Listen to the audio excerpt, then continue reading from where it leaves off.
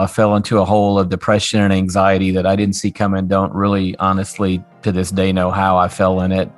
I just know it was deep and dark and debilitating. And for a few months, I was out of commission. I didn't leave the house. Helping you design your roadmap to wholeness from the inside out. This is Win Today. And now, here's your host, Christopher Cook. Hey friends, welcome to the podcast. Thank you so much for tuning in this week. Thank you for the download. Welcome to episode 250 of Win Today. I'm excited you're here. We are in the month of August, and hey, I hope you enjoyed Win Today summer break. Again, 4 of my favorite conversations. We talked about guilt, we talked about shame, we talked about anxiety, and the buried hidden pain. So if you missed one of those weeks, go back and listen again. Win Today summer break. But hey, today, a fresh episode. We are back, and for many people, stress, anxiety, and overwhelm are running full tilt right now. You know that, I know that. And as such, there's a common belief, though, that there's no way out. And it's the fear of losing control, the fear of being out of control that drives us further into that anxiety. And you know, I've thought about this. Anxiety, I believe, manifests when we don't feel safe, we feel disconnected from relationships, and we feel totally out of control.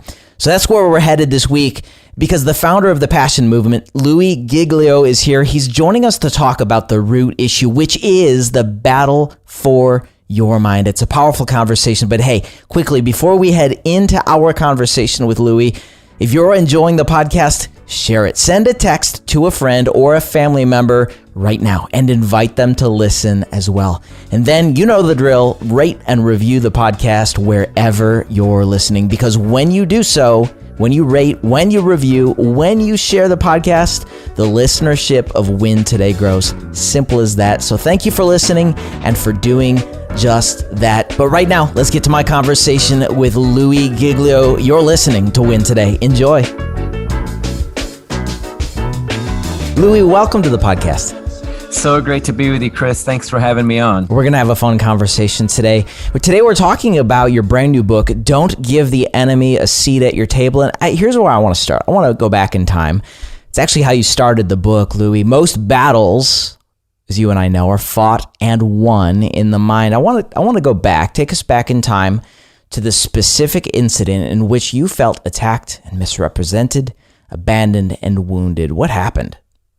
Yeah, well, I don't want to get into all the specifics of that season. It's just that, a lot of us all of us have go through seasons of life where things are said, things are done, things are misrepresented maybe this way or that way. We make mistakes, other people make mistakes. I was in a season like that, and it was a big one. And months into the season, I'm just kind of biding my time, believing that in the end, the story usually resolves in some way. And I'm riding home from the office one day and I get a text on my phone, which sadly I looked at while I was driving home from work. And the text said, XYZ happened today. I just found out. I just heard. And I was like, no way. It was that moment where you go, I knew if we just waited it out, things would turn out. And sure enough, exactly the way I thought this was going to work. Now it's working this way. And when a moment like that happens and we're vindicated, for lack of a better word, and I know this all sounds petty, so if you're just joining the podcast, don't give it on me yet. But I thought, oh my goodness. And I immediately did what a lot of times all of us do. I wanted to reach out to a friend who had walked through the situation with me and say, you're not going to believe what I just heard. You are not going to believe what I just found out. Isn't it amazing how these things always work out? And so I typed this long text message to my friend and hit send. And Chris, I really just wanted somebody to put their arm around my shoulder and commiserate with me and celebrate with me for a minute. Hey, Louie, yeah, you're a good guy. And I'm looking at the phone, Chris, waiting for the text to come back. And it needs to be commensurate to the one I just sent. So I want a long text and response. Mm-hmm. And I look down and this one sentence pops into my text feed. And I'm like, surely that's not it. Surely they're going to text me and say, oops, sorry, hit send too soon. Here's the rest of the message. And I'm looking, nothing else is coming. So I focus in on those words, 9 words. Don't give the enemy a seat at your table. And I can't tell you, Chris, enough how powerfully those words just cut through what had been months of clutter and frustration and me staring at the ceiling at night, having imaginary conversations with everybody, trying to manage and control all the outcomes. And all of a sudden, just like that, I realized I have let my adversary take up a seat in this conversation that I'm having in my mind. And I'm having a conversation with a killer. And I just froze at the top of my driveway. I had just gotten out of my car. And I just knew in this moment, I'm going to take my table back. And in the authority that I have, I am going to take this table back. And it wasn't an instantaneous 5 minutes later, everything had changed, but it was everything changed because of those 5 minutes kind of moment. And I realized that I had just somehow allowed the enemy to pull a chair up and start telling me all kinds of stuff and twisting things and amplifying things and making things more negative than they were, putting thoughts in my mind that probably were scenarios that didn't even exist, having conversations with people who weren't even thinking what I thought they were thinking.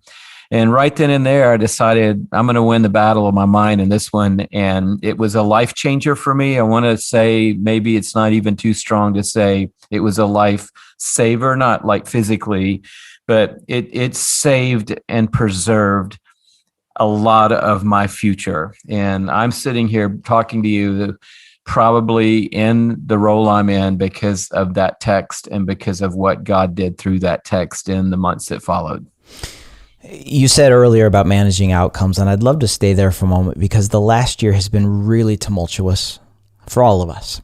And I think there's a level of self-protection that all of us want to lean to when it comes to offense and abandonment in a relationship, disappointment in situations, even through what we've walked through as a globe in the last year. What line was drawn in the sand for you when you said, oh my gosh, I know I can't give weight to this anymore. I'm not going to give weight to the enemy having a seat in my mind to influence my thoughts. What happened with your desire to manage outcomes? Because I think that's a linchpin conversation we could have as all of us approach life. Yeah, well, for me, and that's an incredibly important question. And for me, there are kind of two big seasons that have shaped where I am right now. This one that I'm talking about, and then a few years before that, I actually cracked up and was out of commission for a little while. I fell into a hole of depression and anxiety that I didn't see coming. Don't really, honestly, to this day, know how I fell in it. I just know it was deep and dark and debilitating. And for a few months, I was out of commission. I mean, like, I didn't leave the house. And I learned as I peeled the layers back, once God led me back into the light, that one of the two big things that pushed me, I think, into that hole and were definitely at play in this don't give the enemy a seat at your table moment were two of the giants in my life. And one of them is control. And I hadn't really seen it before because of what I was doing and how I was navigating life as a leader of the Passion movement. And Passion was very easy to lead because we had a very clear goal. We had a 2 or 3 day event that we were aiming at. We all knew what the mission was and the purpose. We had a very small and lean team. You went to the deal, you did the thing, God moved, you accomplished the goal, and then you moved on to the next thing.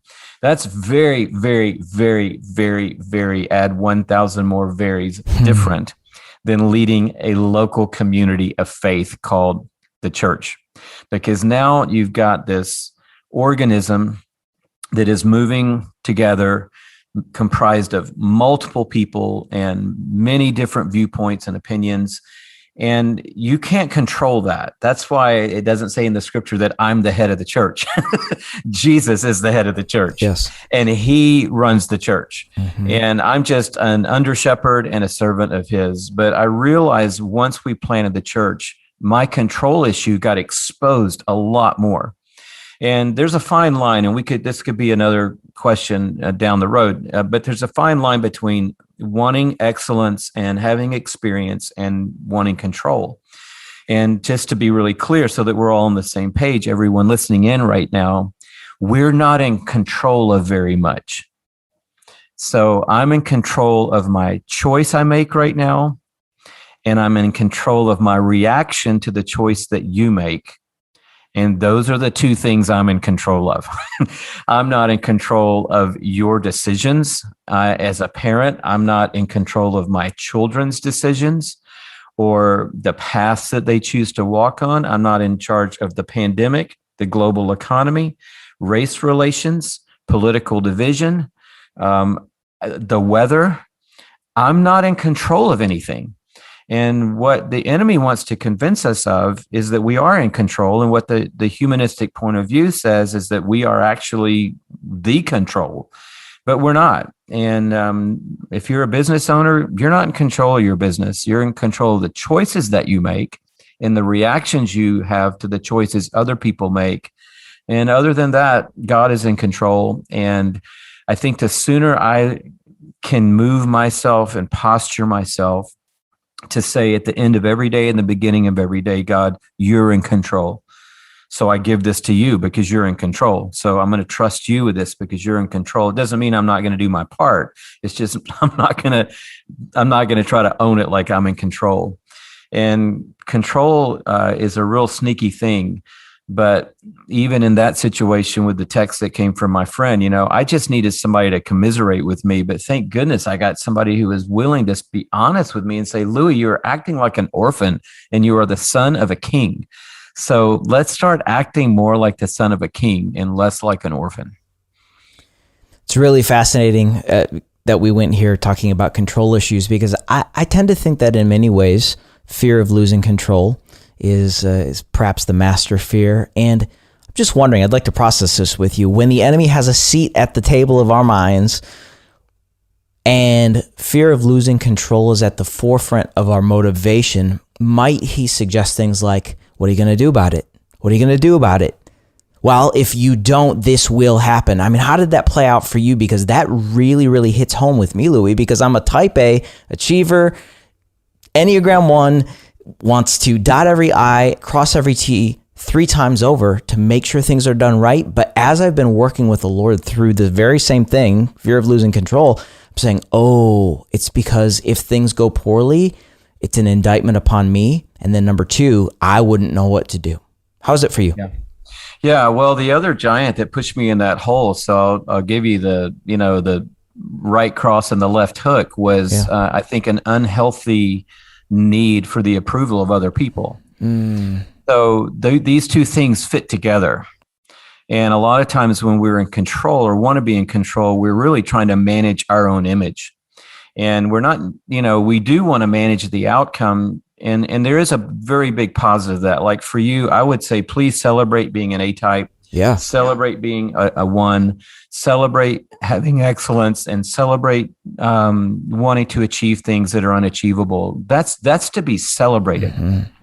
I think that the way that it kind of begins to unravel is when I go, wow, well, if we don't get that certain outcome that I've worked so hard for, people are going to think less of me, and therefore my image is going to take a hit. So I'm going to make sure I do everything I can to get everybody to do everything I want so that it makes me look better. And this is the antithesis of the gospel. Mm-hmm. The gospel says you look great on day 1. The gospel is about a father who said to his son, hey, everybody, can I have the mic for a minute? This is my beloved son in whom I'm well pleased. He hasn't walked on water yet or fed 5,000 or done one miracle that we're aware of. He hasn't turned water into wine or given his life for the sins of the world. I just want you to know this is my boy, and I'm proud of my boy. So Christianity in a relationship with God starts with acceptance and moves from acceptance, not for acceptance. And so if I am missing that and I'm looking to you for acceptance, and I'm moving toward an outcome or a win for acceptance, then I'm already antithetical to the story of the gospel that we're carrying. And so be a number one and be a one, be me and be a high achiever and a perfectionist. Sure. Knowing that if it's not perfect, it's not going to be a reflection on me, that there's something wrong with me. It's just going to be, hey, we'll try again tomorrow and we'll try to do our best tomorrow. So it's a fine line. And a lot of people aren't struggling with being perfectionist or being, Enneagram ones. But for those who are out there, it's do your best. But at the end of the day, know that you cannot control the narrative. You can try, but you can't control how people act, what is said, and what is perceived. You can only be true to yourself and true to what God's calling you to do every single day. Going back inside your narrative a little bit, even how you opened the book, you sent a text to a friend. This makes me think, and as I read your book, I was thinking about relationships and the people closest to us and speaking life and reminding us of our true identity. But when we're in fear and anxiety, we gravitate to allies, as we know. But when do allies, Louie, become enablers? In other words, how do we differentiate between people that are going to keep us self-aware versus enabling dysfunction in our life? Well, I think, every one of us needs, the illustration kind of gets a little fuzzy when you start moving it out into this zone, but we do need a few people at our table. We have a good shepherd at our table. He's the main part of this story in this book, but we need people at our table who love us enough to tell us the truth.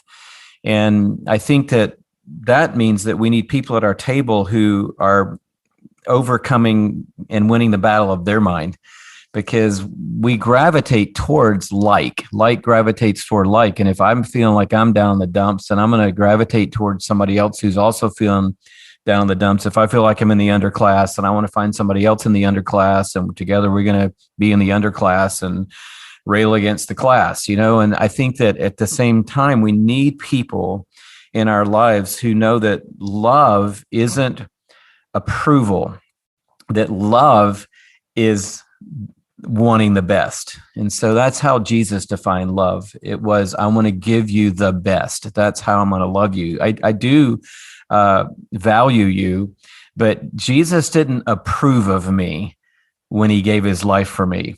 That's why he gave his life for me, is because he couldn't approve of the fact that I had rebelled against God. But he loved me with the definition, Louie, I want the best for you. And so I think you just need people around. I know I do, who their definition of loving me is wanting the best for me. And they know enough of God's character, purposes, plan, will, and word to know what the best is. And they're willing to put their image on the line. There you go. Their acceptance and approval. They're being able to control what's about to happen. They're willing to put all that on the line and say, hey, I'm just going to tell you that's not best for you. And I want to call you up to God's best. And if all of a sudden you don't like me anymore, or I don't make the friend cut anymore, I'm willing to take that risk because I love you that much. And that's sort of what happened to you when you received that text with those 9 key words, right? That was someone stepping into your world saying, I see you, I want the best for you. Don't give the enemy a seat at your table, right? Yeah, and that person's still in my life. That's awesome. And we had, had some great moments because they're anonymous to the world, that person. Yep. But as the book came out, I've obviously been celebrating them a lot privately, and they don't want public attention. But it's cool for me because it's like, hey, it is my book, but it's not even my title. And so I've said to them, hey, thanks for the title. It's your title. I don't know where they heard it, and I didn't ask them then, and I've never asked them now, like, where did that phrase come from? But it didn't need any origin to me. It was so clarion. And what's really amazing, Chris, is some books you don't really, I want people to read this whole book, but if you only have time to get the cover and understand the cover, that will still work for you. And it's like that book that came out a few months ago, and I always get the title wrong, so please forgive me again. Don't Quit on the Dip, or Don't Quit in the Dip. I love that book because I didn't need to read it. I knew if I'm having a low day, low week, low mood, don't quit that day. Wait until you're back in your confidence, you're back in your calling, you're back feeling the wind. And if you still feel like you need to make a big change, make it on that day. But don't make it on the day where you were down in the low ebb. And this title is similar. What's the book about? Well, it's about how to win the battle of your mind. But if you don't want to read the rest of it, just take this part. Don't give the enemy a seat at your table. And that's pretty good advice in and of itself. I watched, so long before I knew this was going to be a book, I watched your message series at Passion City Church. Now, when you had the table set up in the congregation, I went, oh my gosh, this is really something. What really got my wheels turning, Louie, is in thinking about this in the title. If maybe some read the title, Don't Give the Enemy a Seat, maybe some would think, well, who's my enemy, right? Because our postmodern culture, for many, millennials, Gen Z, we're fascinated by pop psychology and spirituality, the Enneagram, and all those things. I think that's what's giving rise to this day. And while I believe there's a deep longing for, honestly, just freedom and belonging and someone see me, someone know me, I think we've become a little casual around the notion that we do have a literal enemy whose plan is to deceive and distract and destroy us. And that means we need to become so aware of what's going on inside us and around us because he exists. So the question is, how can we become better at recognizing the actions of the enemy and, Louie, not giving him a foothold, a seat at the table, especially in our minds? Yeah, a super important question. And I think, let's first clarify that we're talking about the capital E enemy. That's right.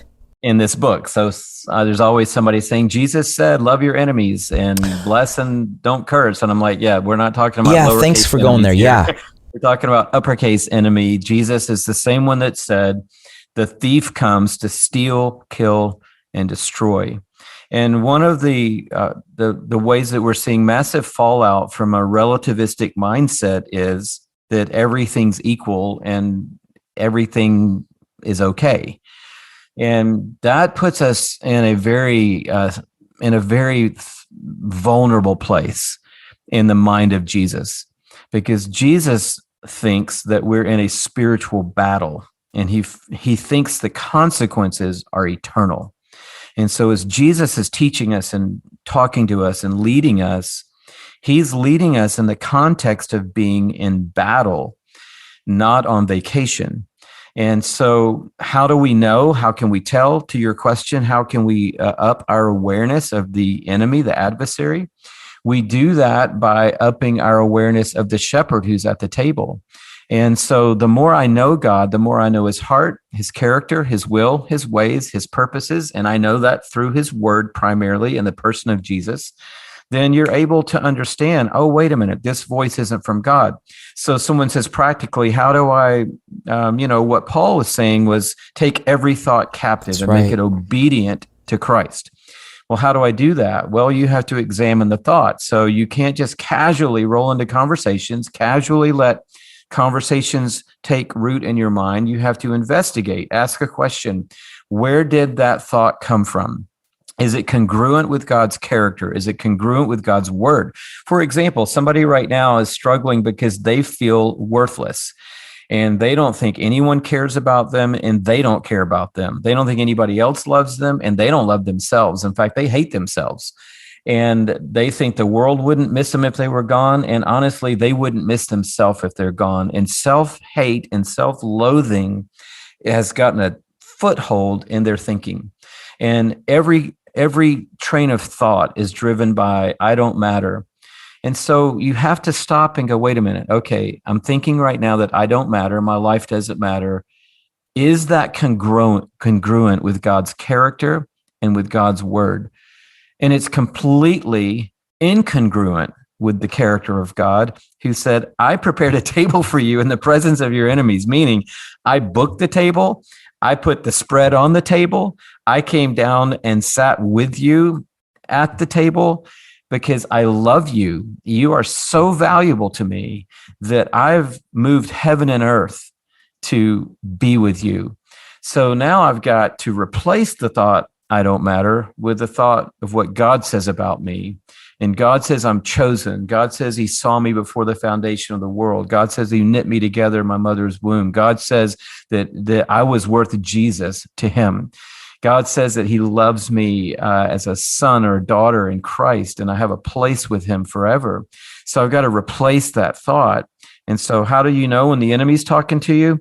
You just listen for the 4 or 5 main lies. You're not good enough. You're not going to make it.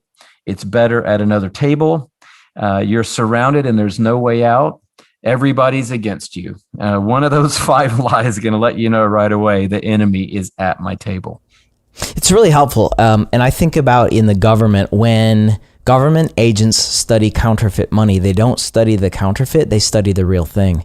Yeah. So much so that they'll recognize the counterfeit even more clearly. And so I want to say to someone listening right now, to Louie and to me, you want to discern, as Louie said, you want to discern the presence of the enemy or the lies therein, get close to Jesus. Get close to his heart, recognize his nature. And so, Louie, that's really helpful.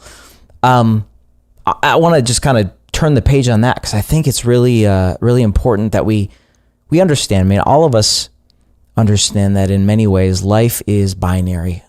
We approach life in a binary fashion. We're in peace or in a storm.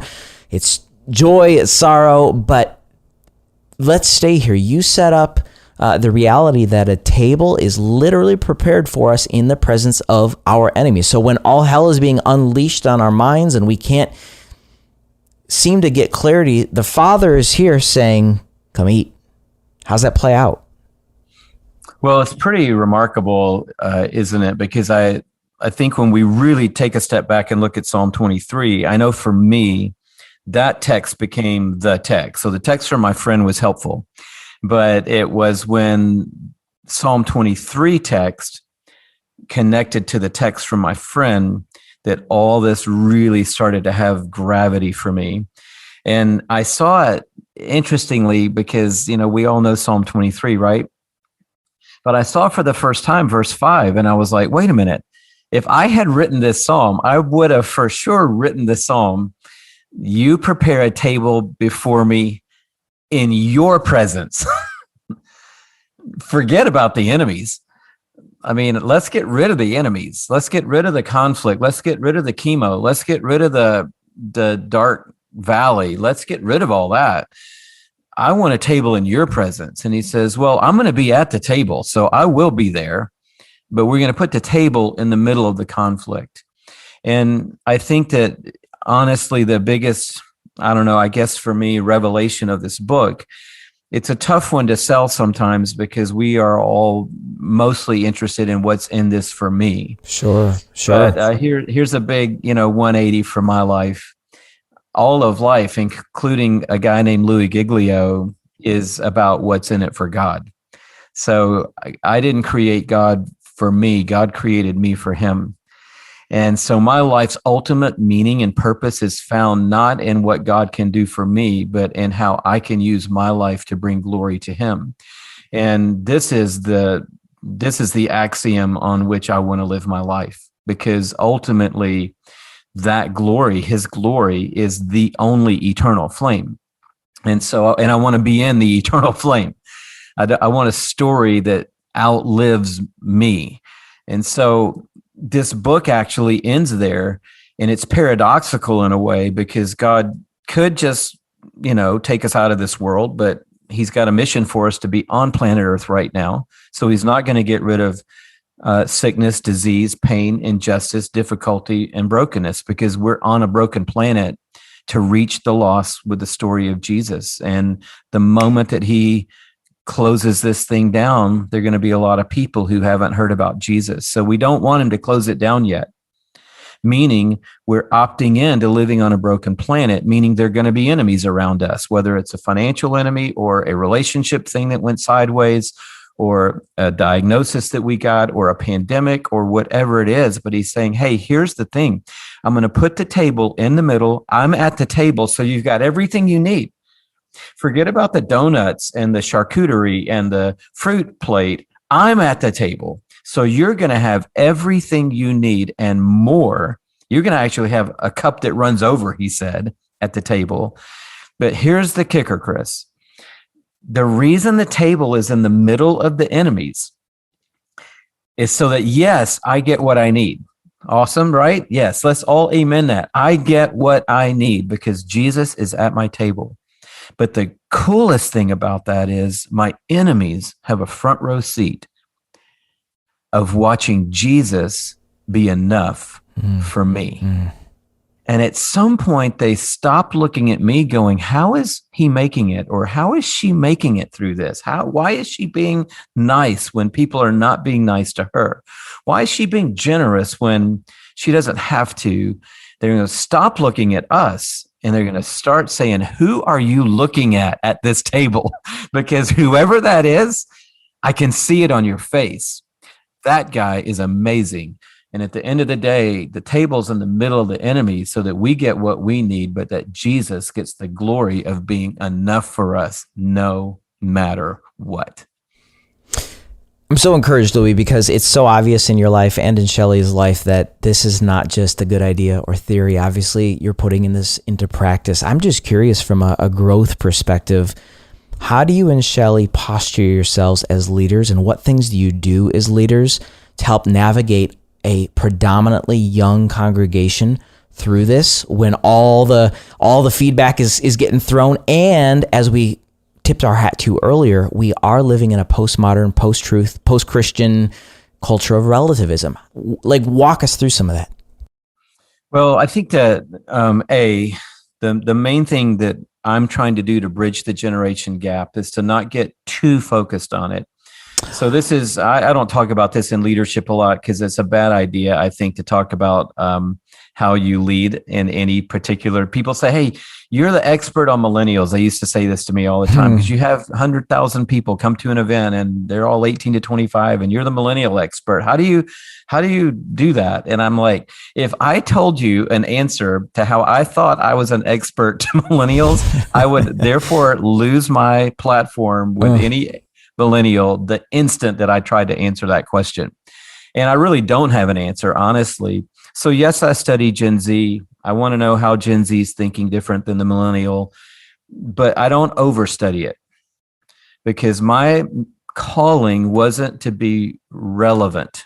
When God called me, he didn't say, Louie, I have a calling for your life. Are you ready? I want you to be relevant. When he called me, Chris, he called me to preach the gospel. And so what I'm doing at 63 is the same thing I was doing at 33. I'm preaching the gospel. And guess what? The gospel is still relevant because it's about someone whose name is I am that I am.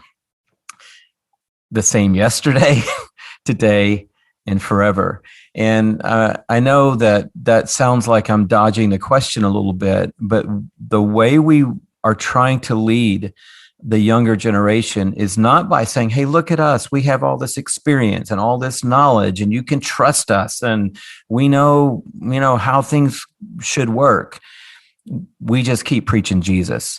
And Jesus, he is the same and he's consistent and he's sturdy and he's trustworthy and he knows he's the only one that can meet the need of the heart of a Gen Z and a millennial. And so, yes, maybe there's a different way you serve up the sentence, but I don't think it's something that you need to really put under a microscope. I think you need to have joy on your face. Mm-hmm. There needs to be something in your eyes that people go, I don't know what's going on with them, but I think they really believe what they're talking about.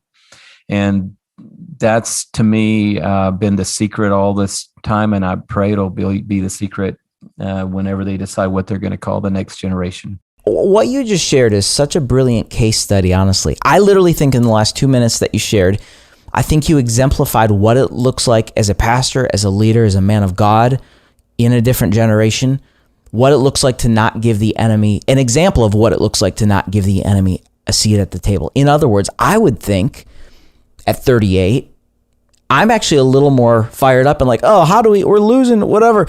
And what I just heard you say, the sturdiness of Jesus, as you said, gives me the ability to stay locked into his heart which moves distraction out of the way. So when the enemy comes in to try to have a seat at my leadership table to say, you're going to lose this generation. If you don't, the fear, the anxiety starts to ramp up. You can shut that down, as you just said, via the sturdiness of Jesus. At 63, Louie, you're preaching the gospel. At 33, you were preaching the gospel. And I just want to thank you, because as someone who looks up to you, I'm going, oh, that's really good. That's really helpful, because like Moses with the children of Israel, I'm not going to inadvertently strike the rock when he told me to speak to it, because I'm a servant of the Lord to the people. Wow. So I'm just super thankful as a young leader, and talking to you, that was gold right there. So thank you for that. Yeah. Well, just to add one thought to that, when I think a time and age are gifts, and probably in my 30s, this was more prevalent for me because I was doing a lot of speaking at youth events, because that's where most all of us that are speaking get our start. And when you hit 30, man, you are, a lot of people, the temptation is to go into overdrive to be cool. So you're dropping all these, song lyrics into your message, and you're letting people that what's hip and what's current and what's the thing. And the kids at the event are teenagers. So they're 16 and you're 31, and they think you're ancient, and they know you're not cool, and they know you have no clue, what you're talking about half the time. And so, but you're trying. And then you hit about 45 and you go, oh man, none of these people think I'm cool. But they don't want me to be cool. They want me to say something. And then you go, oh, yes, wow, yes. I wish I had been saying more when I was 35 at these events, because now I'm 45 and I'm losing the ability to be cool. And now I'm 63. And I mean, I just laugh. I have a conversation every day with someone either on our team or in our church who they don't think I know how to operate like a blender. They're just like, no. It's like, you've never been anywhere. You don't know anything. You just, I don't know what you do, but keep on keeping on.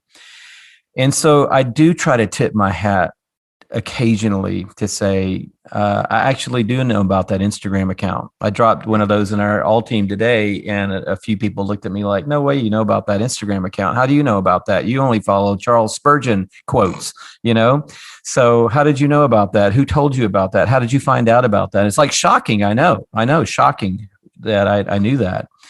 But so you do want people to know that, hey, I know enough about what's up. But listen, preaching isn't about what's up. Preaching is about God changing our heart. And I am an expert, Chris, on one thing, and that is what it is like to be human. I have a PhD, double D, another PhD on top of that, and an honorary one on top of that on being human.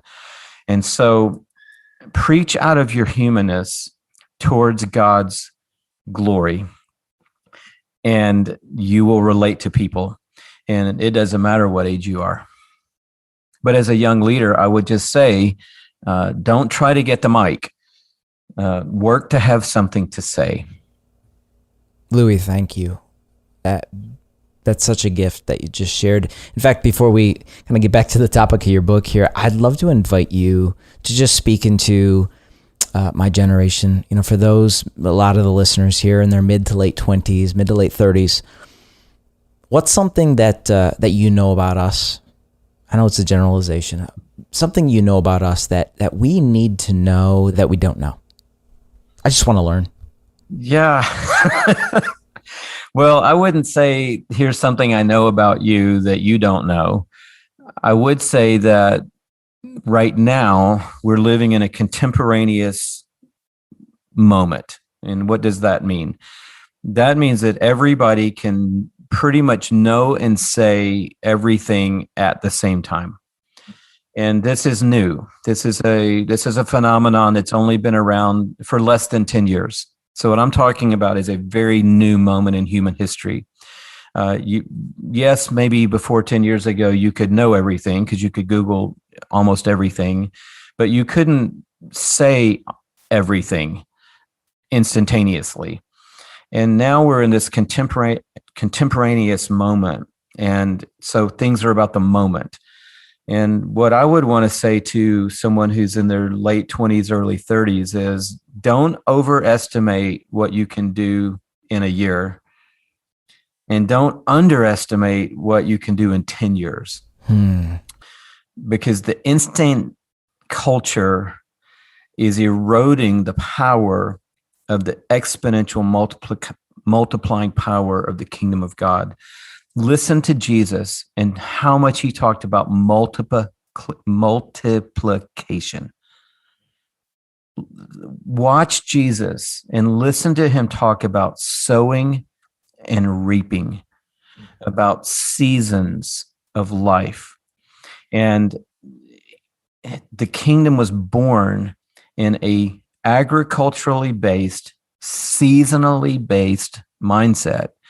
And it doesn't work in a contemporaneous, I'm working in this lane, and in 3 seconds later, I'm over in this part of the world. And 3 seconds later, I'm zoomed over to this part of the world. And 3 seconds later, I'm back over in this part of the world. And I'm talking about this, and I'm talking about this, and I'm talking about this, and I'm talking about that. I'm letting people know what I think about this. Hey, maturity is when you realize that you don't need to give an opinion on everything. And maturity is when you realize, yes, I do have the option to do 10 different things.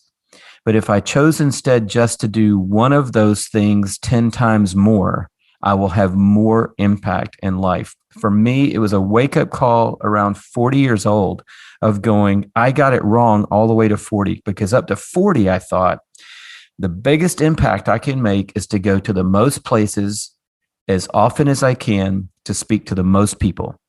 So that's what I did for the first 20 years of my ministry. I went to the most places as often as I could to speak to the most number of people. And then it dawned on me, this is not the way of Jesus. The way of Jesus is to stay in one place as long as you possibly can, to put deep down roots as deep as you can, to unleash the multiplication factor and the exponential reach of generations. That's how you have the biggest impact in the world. Therefore, that was a big catalyst of planning Passion City Church and speaking less, traveling less, trying to get to more people less, and try to say more to the same people for a longer amount of time. Saying more to the same people for a longer amount of time. I mean, that's worth its weight in gold right there, because we live in such a snapshot culture, especially now with the advent of social media. And, you know, I remember back in the day, Christine Kane and I were talking about this a month ago. I remember when you would take a photo and have to take it to CVS and drop it off when it went into a dark room for development. You do not remember that. I do too. And it was so hard to wait because, number one, I didn't know that all the pictures were even going to turn out. Number two, no, one of them was going to have your thumb over the lens for sure. One of them was going to be accidentally snapped inside someone's purse. Well, if you're me, whatever, out of the 24 exposures, 6 of them, whatever. I'm with you. Hey, folks, we're talking today with Louie Giglio. Don't give the enemy a seat at your table. I want you to go get a copy of his new book, wintoday.tv/episode 250. But Louie, to hop back into the topic of the book, the content, my favorite quote from your book was this: "We've come to accept the enemy sitting at our table as normal today." That's a big problem. How and why? Whoa. Well, because he's subtle and he's a slow worker. I mean, he does sometimes come in and just wipe things out on day one, but he's normally a 5-year guy, a 10-year guy. Plant seeds. He's got time. He's patient. He'll wait you out, and then he'll take you out. And so for a lot of people, they just are letting the slow drip, make a big valley. And I'm not belittling any struggle. I already talked about my struggle with anxiety and depression. So those things are real, and they can take people out. They almost took me out. But to say that they're real is different than saying that they're normal. And this is a big, big distinction. I believe that the enemy is trying to put a lot of fuzz in the middle. And so for me to say, here's the issue is real, has somehow morphed over to say the issue is normal. So when we say, oh, my daughter is struggling with anxiety, we don't feel like we're a good friend if we say, wow, well, that's not God's plan. That feels hard, and it feels like it's lacking empathy, and we don't need to drop any hammers on people. We need to just love them. But most people have put a seat at their table. Most families have an anxiety seat at their table right now. They just pulled up that chair. And so I think the difference is just saying, hey, our anxiety issue is real right now. My mom is struggling with anxiety, or my brother is, or my daughter is, and it's real, and we're addressing it, and we're doing everything we can to change that story, because we believe God wants to change that story. So we're not going to normalize it, and we're not going to say, well, that's just the way it is. And, I think it's a cop-out for us. Even right now, we're having a COVID cop-out all across America. You go to a restaurant, they're open, but we don't have the whatever anymore on the menu, and we don't have this item anymore. Or, hey, we made it to the hotel, but I'm sorry, we don't come and clean your room. Or, I'm sorry, you ordered the table, but the table won't be here until next year. Why? Well, it's supply chain issues, COVID, blah, blah, blah, blah, blah. I get all that. That's real. But let's don't normalize it. Let's overcome it. And as soon as America wakes up and goes, you know what? We're not going to normalize COVID fallout. We're going to get back to a country that can ship things on time, does things well, provides great service, just like we used to before there was a pandemic. We're going to get back to opening our restaurants, doing our things, serving people with excellence like we used to. We're not going to say, well, from here on out, probably just going to be this way because, COVID. And that's, kind of a tongue-in-cheek way of saying it. But I had a friend recently say, man, my family, we have just always been worriers, and I'm a worrier, but, it's just the way we are at our house. And I was like, well, the last I heard, you got born into a new house, and you got born into a new family. So yes, it's real that your family is worriers, but it's not normal that your family is worriers. So let's don't normalize it. Let's deal with it, but let's don't normalize it. That is so good, Louie, because, we talked earlier in the conversation about how to recognize the presence of the enemy at our table. But I think what you just opened up the can on is, how do we give him access? To establish footholds to say, this is now a stronghold in my mind. Well, we're normalizing things that are anything but normal. Any other thoughts on that? And I think that even sort of alludes to what you talked about in the book, the believed lies, the levels of deception that can entrap us. Any other thoughts? I know we're landing the plane in the conversation here today, but I want to give you some space with that because it's so important, because many of us can unintentionally say, yeah, it's good because I normalize things that are anything but normal. Yeah, I think that a lot of it is stemming out of the normalization of the victimization of all of us. And as long as each of us carries primarily a victim mentality, then we're going to normalize the fact that we're a victim. Therefore, we can't do X, Y, or Z.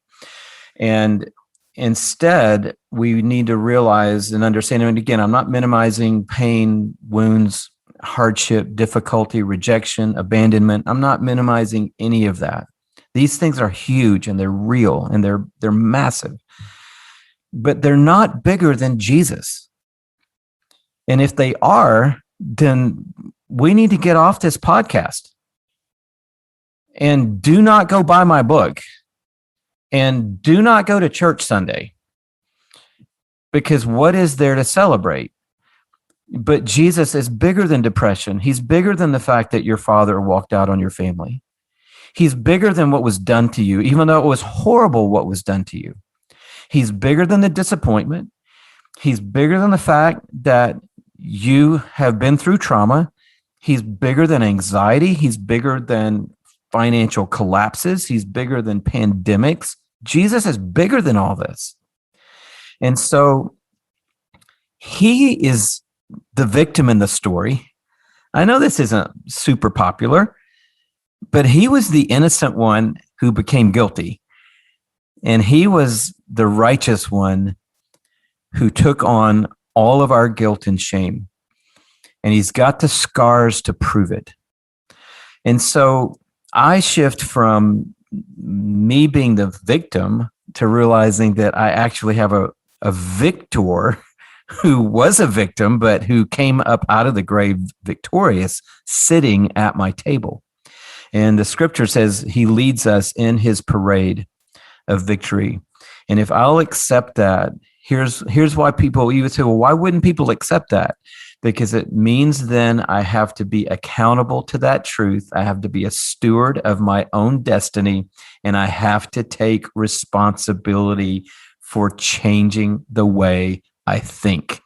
And I believe when God said, I want you to renew your mind to the truth, he was really calling us up to stewardship and to taking ownership and to not just pushing this off on something happened in the past or my parents or I went through this and therefore that's why I'm going to have to be this way the rest of my life. He's like, man, I overcame everything for you, and I'm here to give you the power and the ability to move forward, to become all of the person that I created you to be. And that's mostly on God, but he's already done his part. Now a whole lot of it rests on us to step up, take responsibility, and win the battle of our mind. It's so good. wintoday.tv/episode 250. Go get a copy of Louie's brand new book right now. But Louie, what a conversation this has been. Anything else you want to share before we close this out? Yeah, I just want to make sure people know that I'm calling us higher in love, yes. And I'm calling us higher from somebody who's been way down, because I think that it's important right now in this climate where we've all overcome and come through so much that people feel the hand of God on their shoulder and the arm of a perfect Father around them. And so, yes, let's go higher, but know that it's not God pushing you from behind. It's God walking with his arm around you, telling you, we're going to do this. It's so good. Hey, Louie, before I let you go, I'd love for people to stay connected to you and Shelly, to Passion City, to everything that's happening. How can people connect with you? Hey, follow Louie Giglio on Instagram. I'm telling you, you will not be sad. The girl is like full of gold. So you can follow her there. LouieGiglio.com will lead you eventually to anywhere and everywhere in our world. We'd love you to come along. Awesome. Louie, thanks again for being here today. Hey, thanks so much, man. It's been a real privilege and a great conversation. Thank you, sir. Well, I hope you enjoyed that conversation with Louie. And if you did, head to the show notes right now at wintoday.tv/episode 250. Therein is a link to Louie's resources and where you can get a copy of his new book. So again, wintoday.tv/episode 250. And if you enjoyed today's conversation with Louie, I'm really sure you'll also enjoy episode 241. That's how to free yourself from the cult of overwork and the benefits of non-achievement.